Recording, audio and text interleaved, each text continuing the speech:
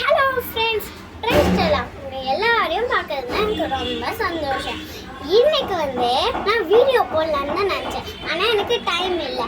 இப்போ நான் மத்தேயு 5ஆம் அதிகாரம் சொல்ல போகிறேன். ஓகேவா? உங்களுக்கு முத்தெடுக்கவா டெஸ்ட் எழுதுறவங்களுக்கு இதை படிங்கன்னா உங்களுக்கு ஈஸியாக இருக்கும். ஓகேவா? மத்தேயுனா 5ஆம் அதிகாரம் சொல்ல போகிறேன். நீங்கள் கேட்குறீங்கள? அவர் திரளான ஜனங்களை கண்டு மலையின் மேல் ஏறினார். அவர் உட்கார்ந்த போது அவருடைய சீஷர்கள் அவரிடத்தில் வந்தார்கள். அப்பொழுது அவர் தமது வாயை திறந்து அவர்களுக்கு உபதேசித்து சொல்வது என்னதென்றால், ஆவியில் எண்மை உள்ளவர்கள் பாக்கியவான்கள், பரலோக ராஜ்யம் அவர்களுடையது. துயரப்படுகிறவர்கள் பாக்கியவான்கள், அவர்கள் ஆறுதல் அடைவார்கள். சாந்த குணமுள்ளவர்கள் பாக்கியவான்கள், அவர்கள் பூமியை சுதந்திரித்துக் கொள்வார்கள். நீரின் மேல் பசிதாகம் உள்ளவர்கள் பாக்கியவான்கள், அவர்கள் திருப்தி அடைவார்கள். இரக்கம் உள்ளவர்கள் பாக்கியவான்கள், அவர்கள் இரக்கம் பெறுவார்கள்.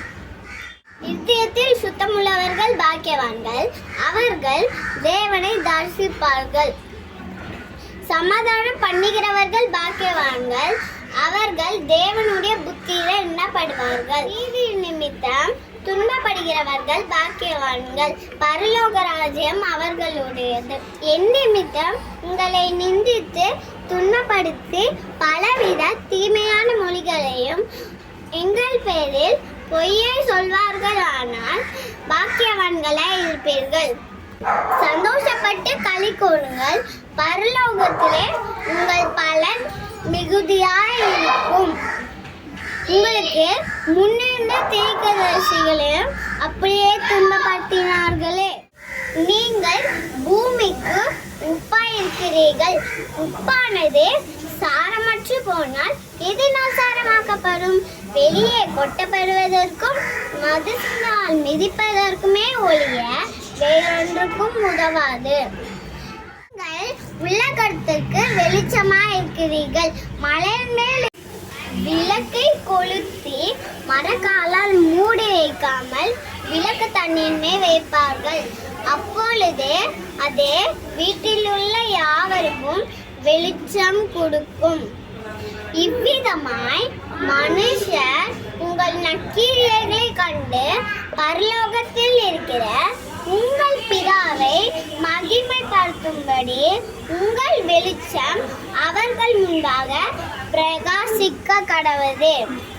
நியாய பிரமாணத்தை ஆனாலும் தீர்க்கதரிசனங்களை ஆனாலும் அழிக்கிறதற்கு வந்தேன் என்று எண்ணிக்கொள்ளாதேயுங்கள். அழிக்கிறதற்கே அல்ல, நிறைவேற்றுகிறதற்கே வந்தேன். வானம் பூமியும் ஒளிந்து போனாலும் நியாய பிரமாணத்தில் உள்ளதெல்லாம் நிறைவேறும் அளவும் அதில் ஒரு சிறு எழுத்தாகிலும் ஒரு எழுத்தின் உறுப்பாகிலும் ஒளிந்து போகாது என்று மெய்யாகவே உங்களுக்கு சொல்லுகிறேன்.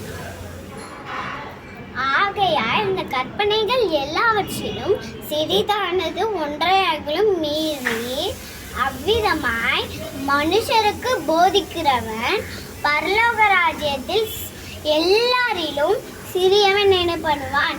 இவளை கை கொண்டு போதிக்கிறவனோ பரலோக ராஜ்யத்தில் பெரியவன் எனப்படுவான். ஆமீன். ஃப்ரெண்ட்ஸ், இந்த வசனத்தை கேட்டிங்களா? ஏசப்பா இந்த மலை மேலே உட்காந்து இந்த வசனம்லாம் சொன்னாங்க. குட்டி, இந்த வசனத்தை படிங்க, ஏசப்பா உங்களை பிளேஸ் பண்ணுவார். இந்த வீடியோ பிடிச்சிருந்தா லைக் பண்ணுங்க, ஷேர் பண்ணுங்க, சப்ஸ்கிரைப் பண்ணுங்க. பாய்.